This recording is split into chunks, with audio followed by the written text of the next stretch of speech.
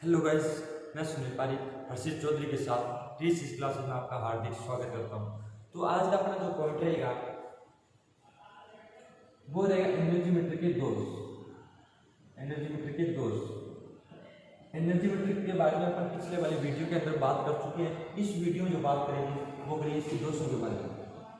दोष यानी कि अपने जो एनर्जी मीटर होता है उसके अंदर कौन कौन से दोष होते हैं, यानी कौन कौन से एरर आ जाते हैं यहाँ पर, जिसकी वजह से अपनी रीडिंग क्या हो जाती है, गलत, या उसके अंदर गलतियां आ जाती हैं, जिसकी वजह से अपना जो मान आता है यानी एनर्जी मीटर जो मान दर्शाता है उसके अंदर क्या आने लग जाती है, मिस्टेक आने लग जाती है। इसको दूर करना क्या हो जाता है, अपने लिए आवश्यक हो जाता है।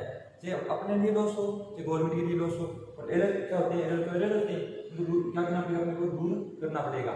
अगर बात करते हैं एरर के बारे में, तो एनर्जी मीटर के बारे में तो अपने पिछले वाली वीडियो में बात कर चुके हैं। एनर्जी मीटर कैसे काम करता है, किस प्रकार काम करता है, उसकी वर्किंग प्रोसेस क्या होती है। तो आप हमारा पिछले वाला वीडियो नहीं देखा है तो हमारे डिस्क्रिप्शन लिंक दी गई उनके माध्यम से आप देख सकते हैं। तो इसके अंदर बात करते हैं एरर के बारे में। तो देखिए, सबसे पहले जो एरर होता है वो होता है फेज दोष। एरर होते हैं 6 प्रकार के। दूसरा होता है आवृत्ति दोष। अपने पास तीसरा जो एरर होता है वो होता है गति दोष। चौथा जो एरर होता है वो होता है प्रिंटिंग। पांचवा जो एरर होता है वो अपने पास होता है घर्षण दोष। छठा जो दोष होता है वो होता है तापमान दोष। इसको बोले फेज, अपने हिंदी में इसको कला भी बोल सकते हैं, फेज को कला बोल सकते हैं। तो इसको मैं इंग्लिश में क्या लिख देता हूँ, फेज लिख देता हूँ। फेज दोष बोलते हैं इसको। आवृत्ति और फ्रीक्वेंसी, गति और स्पीड, प्रिंटिंग, घर्षण, फ्रिक्शन, तापमान, टेम्परेचर। अपना जो एनर्जी मीटर होता है उसमें 6 प्रकार के दोष पाए जाते हैं, फेज दोष, आवर्ती दोष, गति दोष, प्रिंटिंग दोष, घर्षण दोष और तापमान दोष। ये 6 प्रकार के ऐसे दोष होते हैं जो अपने एनर्जी मीटर होता है उसके मान में क्या कर देते हैं, गड़बड़ियां कर देते हैं। ये दोष इनको अपने को क्या करना पड़ता है, दूर करना पड़ता है। कैसे दूर कर सकते हैं, अब पता कैसे लगेगा भाई ये दोष होते हैं इसके अंदर, इसके बारे में अपने इस वीडियो के अंदर बात करेंगे। तो सबसे पहले बात करते हैं फेज दोष के बारे में, यानी फेज दोष होता क्या है। अगर मैं फेज दोष की बात करूं अपने पास देखा जाए तो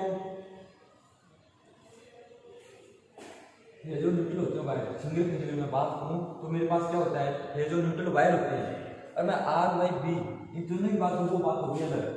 आर बाई बी इसके अंदर तीनों क्या होते हैं, फेज होते हैं, परंतु यहाँ फेज और न्यूट्रल में फेज कितने होते हैं, एक। अब इस एक फेज को मैं बात कर लेता हूँ। अगर यहाँ पे ये वाले जो फेज है आर बाई बी ये उल्टे लग जाते हैं तो यहाँ पर सीधी सी बात, यहाँ पे घूमने वाला जो चुंबकीय क्षेत्र बढ़ेगा तो मीटर क्या होगा, मीटर क्या होगा, उल्टा रोटेट करने लगेगा। तो मैं यहाँ पे क्या करूँ, फेज और न्यूट्रल की बात कर रहा हूँ।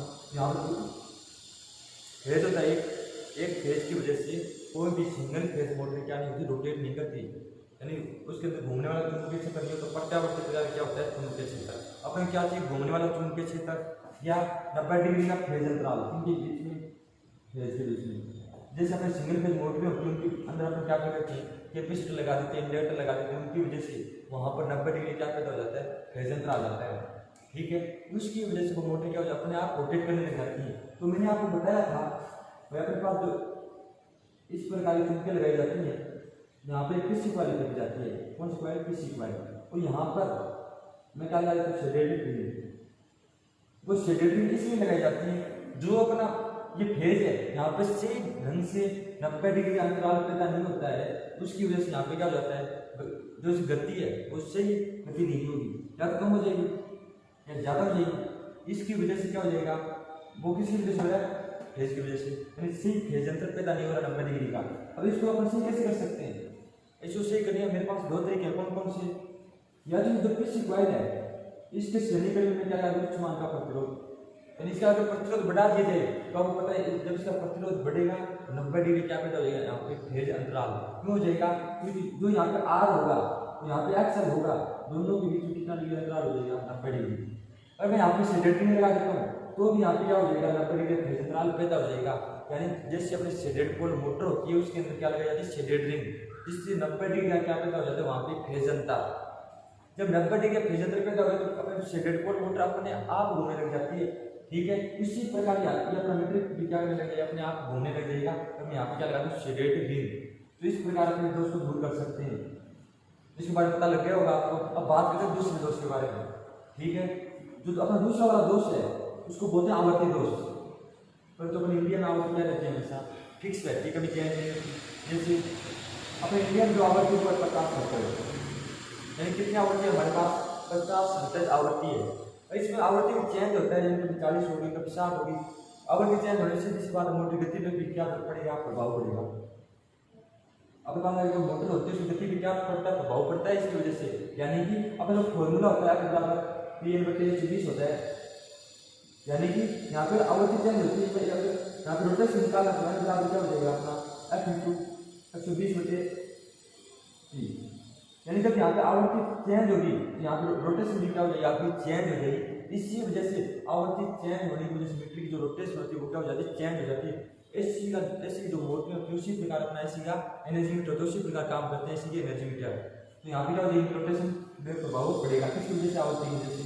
तो इसीलिए इसको दूर करने के पास तरीका क्या है, आवृत्ति को फिक्स रखा जाए। अपने पास मान लो कोई अल्टरनेटर लगाया हुआ है, 40 हर्ट्ज आवृत्ति पैदा कर रहा है, कितनी दे रहा है, 40 हर्ट्ज। अरे वहाँ पे मैं ये मीटर लगा दूँ, वहाँ पे से मान लीजिएगा ये अपने वाला जो मीटर है वो 50 हर्ट्ज के लिए बनाया गया, वो 50 हर्ट्ज के लिए क्या लेगा, अपना सही मान देगा। इसके लिए ये अपना दोष है आवृत्ति दोष।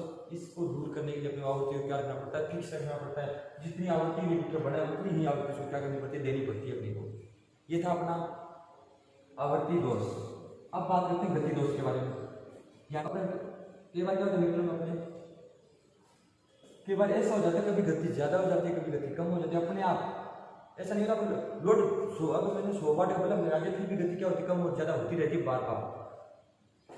यानी कि अपने आप होती है, वो किस वजह से, चुंबकीय क्षेत्र की वजह से। या तो जो वहां पे डिस्क थी आपकी उसके अंदर थोड़ा बहुत क्या रह गया, चुंबक रह गया, या कोई और वजह नहीं होगी, उसकी वजह से क्या हो जाती है, गति पे बहुत ज्यादा प्रभाव पड़ता है। कभी कम हो जाती है, कभी ज्यादा हो जाती है अपने आप। चाहे लोड आपको फिक्स लगा रहे 100 वाट में क्या किया, लोड लगा दिया, लोड लगाने के बाद मीटर लगा दिया, आज वो घूमना था 10 आरपीएम से, ठीक है। थोड़ी देर में वो घूमने लगा 12 आरपीएम से। ना तो यहाँ पे आवर्ती दोष है, ना यहाँ पे फेज दोष है, ना यहाँ पे घर्षण दोष, यहाँ तापमान दोष, ना ही क्रिपिंग दोष है। सिर्फ यहाँ पे दोष कौन सा रहेगा, गति दोष। इनकी वजह से नहीं घूम रहा है, ये घूम रहा है चुंबकीय क्षेत्र की वजह से, ठीक है। जो अपने वहाँ पे मटेरियल यूज किया जाता है, यानी जो वहाँ पे सामग्री यूज कर रहे हैं अपन मीटर के अंदर, उसके अंदर क्या होता है, चुंबकीय अगर सामग्री आ जाती है अपने पास तो वहाँ पे क्या रह जाती है, थोड़ी बहुत चुंबक रह जाती है, उसको क्या बोलते हैं अपन, अवशिष्ट चुंबक, ठीक है। इसकी वजह से यहाँ पे क्या हो जाता है, गति दोष आ जाता है अपने पास क्या आ जाता है, गति दोष। इसको दूर करने के या तो मैं क्या करूँ, सामग्रियाँ लेता हूँ वो क्या लेता हूँ, ढंग की, यानी सारी की सारी सामग्रियाँ सीखूँ जिसके अंदर क्या नहीं बचे मेरे पास, अवशिष्ट चुंबक नहीं रहे। या मैं क्या कर सकता हूँ, मान लो हो भी गया, मीटर बना लिया अपन ने, बाद में सामग्री अपन चेंज नहीं कर सकते, तो यहाँ पे गति दोष दूर तो कर सकते हैं ना अपन। यहाँ पे मेरे पास इसके लिए एक सुविधा है, वो क्या है मेरे पास, अगर मैं जो मेरी डिस्क थी जैसे इसके दोनों तरफ मैं क्या लगा दूँ, ब्रेकिंग मैग्नेट, डिस्क के दोनों तरफ क्या लगा दूँ मैं, ब्रेकिंग मैग्नेट। इन ब्रेकिंग मैग्नेट की वजह से क्या करता होगा, ईएमएफ, और ईएमएफ पैदा होती है, यहाँ पे क्या रहेगी, एडी करंट रहेगी, जो जिसके कारण पैदा होता है उसी का क्या करता है, विरोध। तो ये इसका विरोध करेगा इस चुंबक का, परंतु यहाँ पे चुंबक क्या मजबूत, इसका क्या करती है, विरोध करती है, मीटर आपको क्या हो जाएगा, जगह जाम होकर रुक जाएगा। इस प्रकार आप किसी दूर कर सकते हैं गति दोष को, ठीक है। अब बात आती है, पहले मैं क्रिपिंग को छोड़ देता हूँ, सबसे पहले बात करता हूँ घर्षण दोष की। तो क्रिपिंग सबसे मेन जो पॉइंट आपको वो है क्रिपिंग दोष। तो देखिए क्रिपिंग घर्षण दोष, अगर घर्षण दोष की बात की जाए तो आपको पता है घर्षण क्या होता है, किसी चीज के साथ टकराव करके घिसना, क्या होता है, घिसना। तो यहाँ पे घर्षण दोष कहाँ पे हो सकता है, या तो बेरिंग के अंदर हो सकता है, मतलब अपने पास जो मीटर यूज किए जाते हैं उनके अंदर बोल कौन सी बेरिंग यूज की जाती है, ड्यूअल बेरिंग।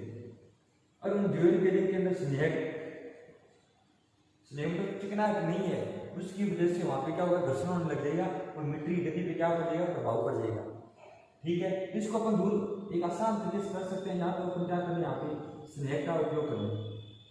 अगर अपने पास स्नेक नहीं है तो अपन बेरिंग चेंज कर लें, बार बार बेरिंग चेंज नहीं कर सकते तो अपना सबसे इंपॉर्टेंट अपने लिए क्या होता है, स्नेक का उपयोग करना, या तो ऑयल वगैरह और ग्रीस वगैरह, इसलिए यहाँ पे अपन ऑयल ग्रीस वगैरह डाल सकते हैं, ठीक है। परंतु मर्करी मीटर के अंदर कुछ नहीं डाला था तो वहाँ पे काम कौन करता है, स्नेक का मट्टी ही काम करता है। ठीक है, ये था अपना घर्षण दोष। अब बात करता हूँ मैं तापमान दोष की। अब तापमान दोष से आपको पता लग रहा होगा टेम्परेचर, यानी किसी कारणवश अपना जो एनर्जी मीटर है उसके अंदर टेम्परेचर बढ़ जाता है, और टेम्परेचर का मान क्या हो जाता है हाई। जब टेम्परेचर बढ़ गया तो वहाँ पे जो ये कॉइल वगैरह लगाई गई अपने पास, कॉइल्स वगैरह, इसके अलावा जितनी भी युक्तियाँ प्रयोग की गई सभी का प्रतिरोध क्या पड़ेगा, प्रतिरोध बढ़ जाएगा टेम्परेचर की वजह से। मान लीजिए बाहर तापमान क्या है ज़्यादा, ठीक है, इसकी वजह से मीटर का तापमान बढ़ेगा, तो और अंदर कॉइलें भी है, कॉइलों के अंदर क्या वैरी करंट, तो उनके अंदर और तापमान बढ़ेगा, मीटर के अंदर तापमान क्या हो जाएगा बहुत ज़्यादा। तो मीटर तापमान बढ़ने की वजह से मीटर के आंतरिक प्रतिरोध क्या हो जाएगा ज़्यादा बढ़ जाएगा। तो माप कर रहा है, यानी जो एनर्जी माप रहा है, मापन में क्या करेगा आपके त्रुटियां दे देगा। ठीक है, तो अपने तापमान दोष को क्या करना पड़ता है, दूर करना पड़ता है। इसीलिए मीटर के अंदर या तो कोई ऐसी युक्ति लगाई जाए जिसके अंदर हवा क्या वो पास होती रहे, या मीटर को ऐसी जगह स्थापित करना चाहिए जहाँ पे क्या हो ठंड हो, वरना आपकी क्या आ सकती है, मान लो मीटर क्या देने लग जाएगा, गलत रीडिंग देने लग जाएगा। और अभी अब मान लीजिए तो पता नहीं चलता कि बात तापमान दोष हो गया है, तो गर्म होने की वजह से मीटर क्या करने लग जाए, शोर करने लग जाए, वहाँ पर बेरिंग क्या होगी ज़्यादा गर्म होगी, वहाँ पे जो आपने स्नेक का उपयोग किया वो स्नेक पिघल करके आप नीचे गिरने लग जाएगा, तो मीटर में क्या लग जाएगा, घर्षण पैदा हो जाएगा। इसीलिए टेम्परेचर ध्यान में रखना जाता है लगाते हैं टाइम। तो अब देखते हैं, बात करते हैं क्लैंपिंग की। सबसे ज़्यादा इंपॉर्टेंट जो दोष हमारे पास है क्लैंपिंग दोष, डीएमआर सभी के अंदर इसके क्वेश्चन आते रहते हैं। तो बात करते हैं क्लैंपिंग के बारे में। ठीक है, क्लैंपिंग को बोलते रेंगन या सर्कल, यानी कि अपना जो मीटर होता है, लोड नहीं लगाया, मेरे पास मीटर है, यहाँ पे क्या है मेरे पास मीटर, ठीक है, यहाँ पे कटेगी कॉइल, यहाँ पे क्या कटेगी डिस्क, यहाँ पे कितने वाले मीटर के 2 वायर कटेगी, यहाँ पे मैंने क्या लगा दिया, लोड लगा दिया, तब तो मीटर घूमता, कोई तकलीफ वाली बात नहीं है। लोड के अनुसार जो जितनी करंट रहेगी इसके अंदर उतना ही मीटर क्या होगा अपना, इतना ही क्या होगा अपना मीटर रोटेट करेगा, तब तो कोई दिक्कत वाली बात है नहीं है। मैं मान लो लोड हटा दिया यहाँ से, क्या किया, लोड हटा दिया, अपने घरों में जितने मीटर होते हैं उनके आगे से अपना लोड हटा दे, फिर भी मीटर क्या देता रहता है रीडिंग। अब क्यों देते हैं, चक्ति घूमती है, तो चक्ति घूमेगी, यहाँ पे जो आपका क्या लगेगा स्पिंडल, वो स्पिंडल भी रोटेट करेगा, तब अपना मीटर क्या दिखेगा, रीडिंग दिखेगा। और जब ये बात तो अपने लिए गलत है, ये अपने लिए क्या हो गया, लॉस हो गया, अपने यहाँ पे क्या होगा, अपना लॉस होगा, ना कि गवर्नमेंट का। तो मैं चाहता हूँ इस लॉस को क्या करना, मैं दूर कर सकता हूँ कैसे, इस शक्ति को रोक के। अब शक्ति को रोकूंगा कैसे, ये तो नहीं अपना हाथ लिया पकड़ के रोक दिया इसको, ऐसा नहीं करना, अपने क्या करना, यहाँ पे कुछ ऐसी सुविधाएं करनी है जिससे शक्ति क्या हो जाए, रुक जाए। तो ये शक्ति कैसे किस आकार की, कैसे गोलाकार है, ठीक है, पूरी गोल होती है ये वर्ग के रूप में। यहाँ पे आगे क्या लगा जाता है स्पिंडल, ठीक है, जब इस स्पिंडल घूमना, शक्ति भी घूमती है, जब शक्ति घूमेगी तो आपका स्पिंडल घूमेगा, तो मैं क्या करता हूँ, इसके विपरीत दिशा में जो छेद कर दूँ, वह छेद कर दिए जाते हैं। आप जितने छेद कर सकते हैं उतने कर सकते हैं, पर जो मिनिमम जो छेद किए जाते हैं अधिकतम कितने किए जाते हैं, 2, एक इधर करते हैं, एक इधर करते हैं, क्योंकि यहाँ पे तुम के भाग में 2, एक ये वाला हो गया, एक ये वाला हो गया। जब ये शक्ति इसके बीच में घूम रही है, मैंने यहाँ पे कर दिया, ये छेद इधर कर दिया, ये 2, जब रोटेट करेगा इसे, जब ये छेद इसके नीचे आएगा, और जब भी ये छेद नीचे आएगा तो इसके अंदर क्या बनेगी, चुंबकीय बल रहते हैं, ठीक है, चुंबकीय बल रहते हैं हो जाएगी। तो इसके अंदर जब गुजरिए चुंबकीय बल रहते हैं तो बीच में क्या ये छेद इस प्रकार, तो ये क्या होगा, इधर टकराएगा तो वहाँ पे क्या हो जाएगा, आपका घर्षण होगा, ठीक है। तो ये वाले यहाँ पे जो चुंबक बन रही है, यहाँ पे जो चुंबक बन रही है वो मतलब रास्ता क्या हो गया उसका पूरा, पर जो ये मीटर आ गया इस पर घूमने नहीं देंगी, मतलब यहाँ पे पूरा वो क्या लगा देंगे, बल लगा देंगे, ठीक है। अब रेंगन होता क्या है, यानी कि रेंग कर चलना, सड़क के चलना, मतलब आराम से चलना, बिना लोड धीरे धीरे खिसकते रहना, ऐसे शक्ति क्या धीरे धीरे खिसकती रहती है, इसलिए अपने इसको क्या बोलते हैं, सर्कन दोष या रेंगन दोष बोलते हैं। तो इसको दूर करने से आसान उपाय क्या है, विपरीत दिशा में 2 छेद कर दिए जाते हैं, किसकी शक्ति के, एल्युमिनियम की शक्ति के, ठीक है। ये था अपना एनर्जी मीटर के दोष। ये दोष होते हैं 6 प्रकार के, जो मैंने आपको इसके अंदर बता दिए। सबसे इम्पोर्टेंट ये जो एनर्जी मीटर के अंदर सबसे ज़्यादा आने वाले क्वेश्चन है वो है यहीं से, दोष के अंदर सबसे ज़्यादा पूछ जाते हैं। तो जो सबसे इम्पोर्टेंट पॉइंट है वो तो अपना क्लैंपिंग दोष यानी सर्कल दोष, इसके बारे में सबसे ज़्यादा क्वेश्चन पूछे जाते हैं एनर्जी मीटर के बारे में। तो अपना वीडियो यहीं तक रहेगा। मैं आशा करता हूँ ये वीडियो आपको पसंद आया होगा। अगर ये वीडियो आपको पसंद आया तो इस वीडियो लाइक कीजिए, शेयर कीजिए, हमारे चैनल को सब्सक्राइब कीजिए। Thank you guys.